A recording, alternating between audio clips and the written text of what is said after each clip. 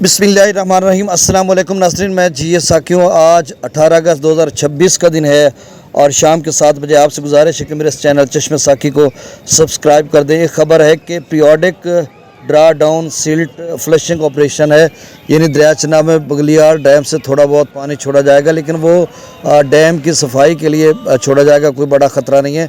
और इस वक्त किसी भी दरिया में कोई सैलाबी सूरत हाल नहीं, माँ सिवाय दरिया सिंध में निचले दर्जे का सैलाब है काला बाग वगैरह पर, और बाकी दरिया अपने अपने हेडवर्क्स पर मामूल के मुताबिक बह रहे हैं। आगे बारिश सिलसिले हैं।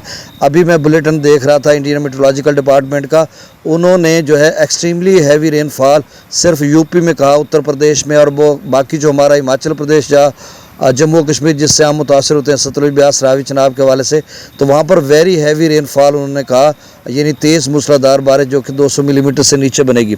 अब इस वक्त भी बारिशी एक डेवलपमेंट है जो जम्मू और कश्मीर बल्कि पेशावर से लेकर जम्मू और कश्मीर तक, आगे हिमाचल प्रदेश तक, शुमाली और बलाई इलाकों को उसने अपनी लपेट में ले रखा है और बारिश वगैरह का इम्कान है।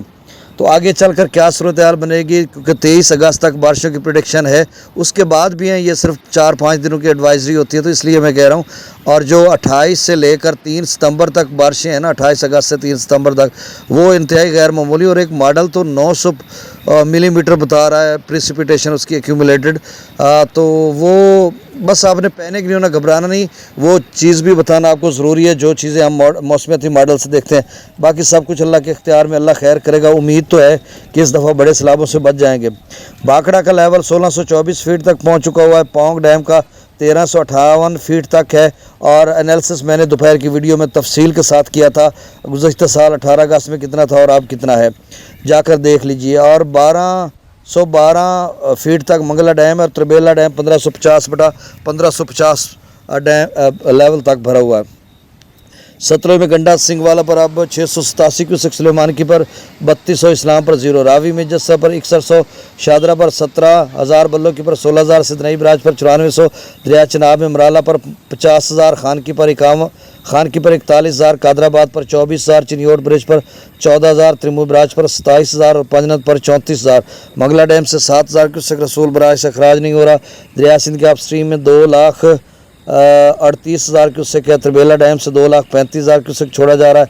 काबुल दरिया में 30,000 क्यूसेक, कालाबाग पर 3,51,000 क्यूसेक, चश्मा पर 3,11,000 क्यूसेक, तौसा पर 3,18,000, गुड्डू पर 2,48,000, सक्खर पर 1,46,000 क्यूसेक डाउन स्ट्रीम, जबकि कोटड़ी पर 98,000 क्यूसेक डाउन स्ट्रीम है।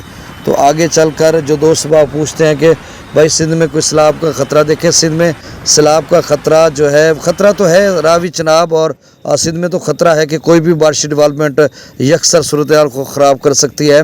बाकी मैदानी इलाकों में बहुत कम बारिशें हैं, मतलब सिंध में भी, बलूचिस्तान में भी, और जनूबी पंजाब को उन्होंने कहा हुआ था। अब वेदर रडार पे तो कुछ दिखाई नहीं दे रहा कि आगे चलकर कितनी बारिशें होनी है या नहीं होनी।